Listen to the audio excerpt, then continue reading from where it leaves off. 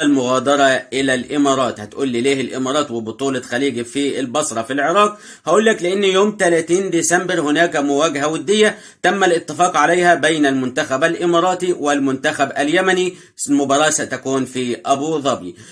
طبعا هيدخل الأسبوع القادم بقائمة جديدة، وهيبدأ يدخل في المباريات الودية مع أندية من الدرجة الثانية في الدوري المصري، ثم بعد ذلك هيخوض مبارياته مع منتخبات. واللقاء الأهم يوم 30 ديسمبر في الامارات، وتحديدا ابو ظبي مع منتخب الامارات، وده هتكون اخر استعدادات المنتخب اليمني قبل مواجهه المنتخب السعودي. نعلم ان المنتخب السعودي بعد خروجه من المونديال بنقول له هارد لك طبعا.